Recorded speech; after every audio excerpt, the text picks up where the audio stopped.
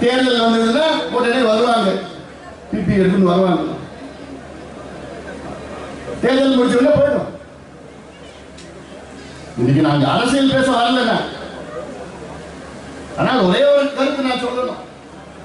இன்னைக்கு ஆளுங்கட்சி இருக்கிறது.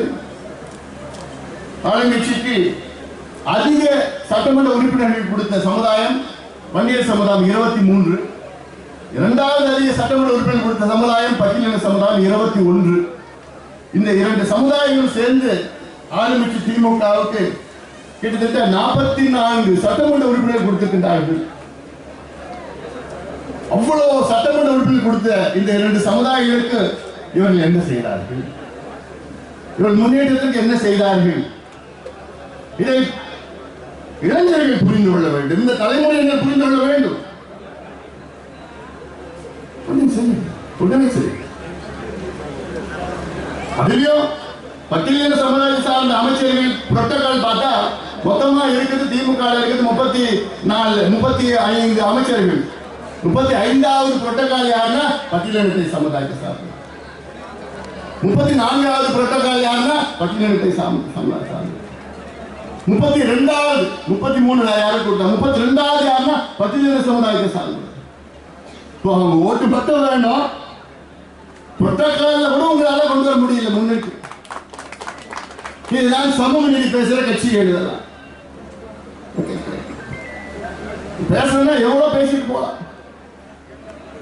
பாட்டாளி கட்சி முதலாக எங்களுக்கு கிடைச்ச அமைச்சர் பதவி நாங்க யாரும் வன்னியர் கொடுக்கல. தலித் எழில்மலை என்ற ஒரு பட்டியலின சமுதாய சார்ந்தவர்கள் முதல் அமைச்சர்.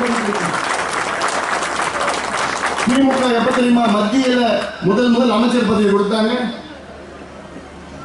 நாங்க கொடுத்தது 1998 கொடுத்தோம். திமுக 1999 கொடுத்தாங்க.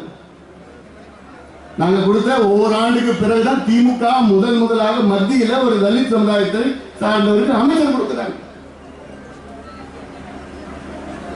இதெல்லாம் இன்னும் எவ்வளவு பேசிட்டு போலாம். கட்சியில பாட்டாளி கட்சியில பொதுச் செயலாளர் என்ற பட்டியலின சமுதாயத்தை சார்ந்தவர்கள். வேற எந்த கட்சியும் மற்ற கட்சியில எதுவும் கிடையாது, யாரும் இல்லை. நான் அமைச்சராக நேரத்தில் எவ்வளவு எதிர்ப்புகளை மீறி all India medical entrance exam அதுல 28 ஆண்டுகள் பட்டியலின மக்களுக்கு அந்த இடஒதுக்கீடு கிடையாது.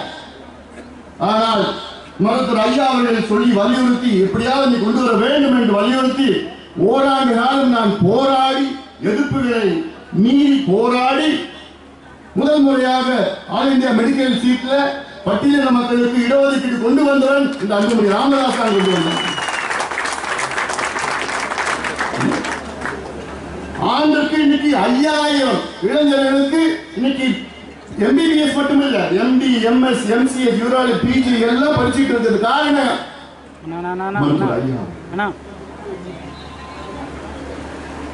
அப்போ அதே போன்ற தாம்பரத்தில் இருக்கிற தேசிய சித்த மையம் நேஷனல் இன்ஸ்டிடியூட் ஆஃப் சித்தா அதுல ஒரு ஆழமான கோரிக்கை பண்டிதர் அயோத்தியதாஸ் அவர்களுடைய பெயரை வைக்க வேண்டும். பட்டியலினத்தை சார்ந்த ஒரு சித்த மருத்துவர் என்ற ஆழமான கோரிக்கை, நீண்ட நாள் கோரிக்கை. எதற்கு முன்பு இருந்தவர்கள் எல்லாம் நிறைவேற்ற முடியவில்லை. ஆனால் நான் அதை நிறைவேற்றி இன்னைக்கு தாம்பரம் சித்த மருத்துவமனை பண்டிதர் அயோத்தியதாஸ் மருத்துவமனை என்று அவருடைய சிலையை நிறுவி அந்த நிகழ்ச்சியில் ராம்விலாஸ் பாஸ்வான் அவர்களையும் VCK தலைவர் திருமாவளவன் அவர்களையும் ஒரே மேடையில் அழைத்து வந்து ஒரு நிகழ்ச்சி நடத்தியவன் நான். இன்னும் எவ்வளவு சொல்லிட்டு போயிட்டு இருக்கலாம். டெல்லியில எய்ம்ஸில் நடந்த பட்டியலின மக்களுக்கு நடந்த கொடுமைகள் அதற்கெல்லாம் தீர்வு கொண்டு வந்தவன் நான். தோரா கமிட்டியை நிறுவி இப்படி ஒன்றாக அடுக்கிட்டு போயிட்டு இருக்கலாம். ஆனால் இவ்வளவு நடந்தும் சின்ன சின்ன பிரச்சனைகளை வைத்து நம்மை பிரித்து சூழ்ச்சிகள் செய்து பிரித்து வைத்து அவர்கள் அரசியல் ஆதாயம் தேடிக்கொண்டு பதவிகளும் பொறுப்புகளுக்கும் வந்து நமக்கு இந்த மக்களுக்கு ஒன்றுமே செய்யாமல் இதெல்லாம் நடந்து கொண்டிருக்கிறது. இதை நிச்சயமா இந்த நேரத்தை நான் சொல்லி என்னுடைய கடமையாக இல்லை. ஏன்னா என்னுடைய நண்பர் ஆம்ஸ்டாங் இந்த மேடையில் இருந்தார்னா இன்னும் அதிகமா நான் பேசியிருப்பேன். அவர் எனக்கு இன்னும் அதிகமா பேசுன்னு சொல்லியிருப்பார். ஆனால் நீங்க பல கட்சிகளை சார்ந்தவர்கள் நீங்க வந்திருக்கிறீங்க. அதனால இதுக்கு மேல நான் அதிகமா நான் பேச விரும்பல. இன்னொரு மேடை, தனியா ஒரு மேடை போடுங்க, நாங்க வரேன். நான் எவ்வளவு நான் பேசணும், 1 மணி நேரம் நான் பேசணும், 1 மணி நேரம் நான் பேசணும்.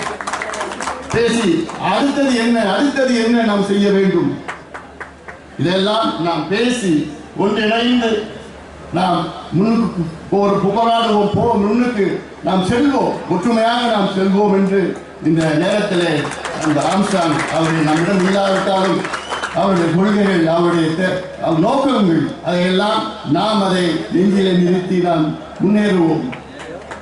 சமூக நீதி நாம் பெறுவோம்.